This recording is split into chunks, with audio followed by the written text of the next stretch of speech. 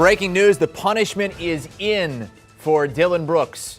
It's a one-game suspension for his hard foul on Gary Payton II, who fractured his left elbow.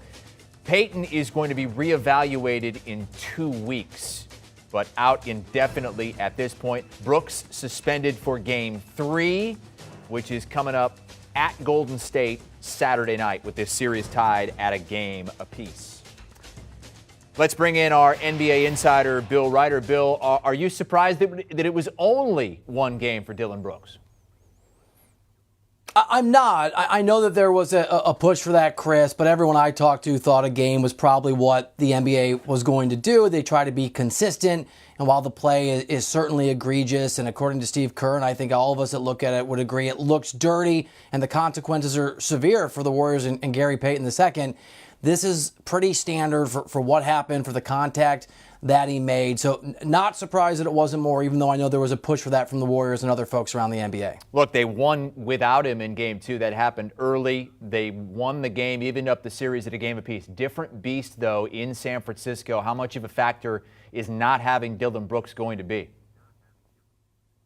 Yeah, you said it. It's a whole different deal trying to go into that arena in the Bay and take on a very experienced and dangerous Warriors team. So I'll answer your question this way. It is a significant loss for a guy that is a big part of their offense, is someone they can rely on, is more or less a veteran on a team of very young guys in the short term. It's one game. But I think in the whole equation, even though I know Dillon Brooks is a better player than Gary Payton II, I think it's a bigger loss for the Warriors because GP2 was going to be a big part of their plan, one of the guys they're going to primarily throw at John Morant. So yeah, in Game 3, is it significant in a loss for Memphis? Absolutely.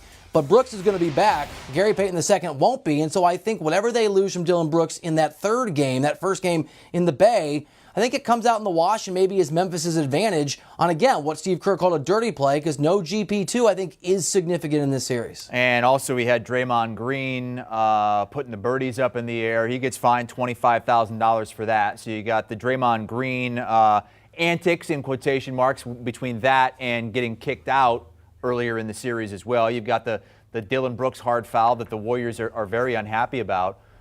Is there cause for concern if you're the officiating crew moving forward in this series? It's a great question. I think there absolutely is. I'm going to make a point that is in no way justifying what Dillon Brooks did. I think it was dirty. I think it was unacceptable. But I don't think it was particularly surprising that happened, Chris. I don't. We saw Draymond Green be physical, impose his will physically, right? Have his own flagrant get kicked out of the game in that flagrant 2 in Game 1. And then what did Draymond do? What he does, what he's entitled to. He went on his podcast, he went on the NBA on TNT, and basically said, this is old school basketball, this is the way it is, I'm not going to play soft. And there was an understandable response from the Memphis Grizzlies. They heard that and they said, oh, okay.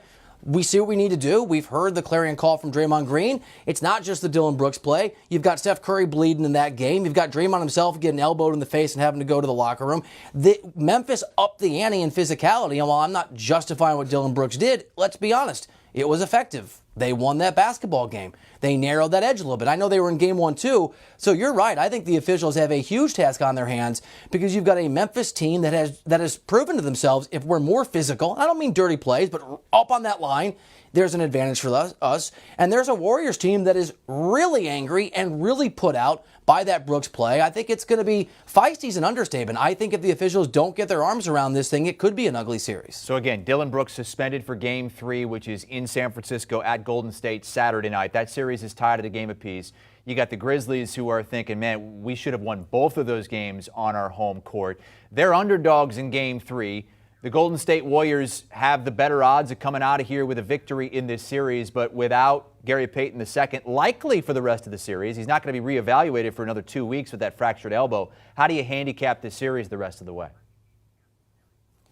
So I'll give you the cop-out answer, which is I think my perspective on this before the series began hasn't been changed. It feels like the Golden State Warriors in 6, but Chris, I think the margins are really thin. This is a Memphis team that is a top 5 offensively rated and top 5 defensively rated basketball team, and at least statistically, and I know these things don't get fought with numbers, they get fought by players in the arena, in the grind, in the battle of what's going to be a brutal series, but on paper, Memphis is good enough. So if they can do what they did in game 2, and which is basically not flinch, not play like a young group, not play like an inexperienced group, if they can match the Warriors moment for moment, tough play for tough play, I think it's close to a coin flip. I like the Warriors. I like their experience, but I do think GP2 going down is significant. And if what Ja Morant did in game 2, and almost did in game 1, if he makes that layup, is what he can and will do going forward, if he's another version of Luka Doncic in the sense that this guy can actually impact games at the highest level, regardless of who he's up against, Memphis can win the series. I like the Warriors, but I think it's going to be close. It's going to be, as you said, feisty this weekend in San Francisco. They do get 3 days off between games 2 and game 3 on Saturday, but then it's full steam ahead the rest of this series with the series tied at a game apiece. Bill Reiter with us here on CBS Sports HQ. Dillon Brooks suspended for game 3. Draymond Green fined $25,000 for his obscene gesture toward fans. Gary Payton II out several weeks, it seems like. He's not going to be reevaluated for that fractured left elbow for another couple of weeks. That's the last game to resume, the last series to resume. We've got Heat, Sixers, Suns, Mavs tomorrow night. Both those home teams need to win. Sixers and Mavs have to win to stay in that series. Celtics, Bucks, Grizzlies, Warriors. Those 2 games Saturday, those 2 series tied at a game apiece. Do you want a sports network that delivers everything that matters about the game? The highlights, the picks, the instant analysis, no yelling, no fake debates, no politics. Hit the subscribe button and never miss a moment.